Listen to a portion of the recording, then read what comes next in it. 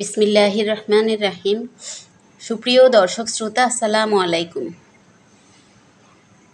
এই যে আজকে দুপুরের জন্য এখানে মাছ রান্না করা হয়েছে, আর কাঁচা কলা একটু ছিল গত রাত্রের রান্না করা, আর শাপলা কুটেছি সকালবেলায়। আমি যে বললাম ছেলের জন্য গিয়েছি, হঠাৎ খবর ছেলে ফোন করেছে যে যাওয়ার জন্য, ওর রেল স্টেশনের জন্য আর কি টাকা লাগবে, টাকা আর ওর কিছু কাগজপত্র নিয়ে আমি ওর মাদ্রাসায় চলে গিয়েছিলাম।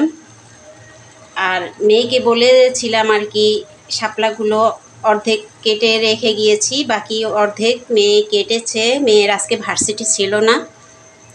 আর এই যে ভাত রান্না করা হয়েছে,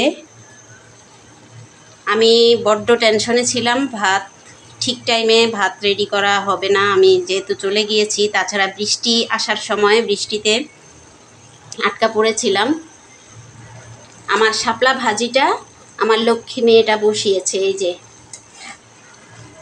এগুলো আরও শুকাবে, আর টেস্ট দেখে তো মনে হচ্ছে মায়ের রান্নার মতোই। দেখি কেমন হয়। আজকে আমার মেয়ে রান্না করেছে। আমাকে অনেক গর্বের সাথে বলছি আর কি, গর্বই তো। এই যে পাতিলে ভাতও রান্না করেছে। ঠিকা দেওয়ার প্রসেসটা মাড় প্রসেসটা আমি মেয়েকে এইভাবে এখানে সিঙ্কের মাধ্যমে শিখিয়ে দিয়েছি। ও মারও গলতে পেরেছে ঠিক মতোই, মাশাল্লাহ।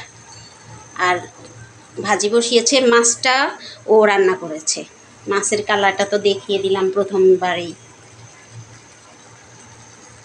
আর শাপলা ভাজিটা এখন আমি নামিয়ে নিচ্ছি। ও গোসল করতে গেছে, এখনও হয় নাই, আরও হবে এগুলো। আর ঝোলগুলো একদম শুকিয়ে যাবে।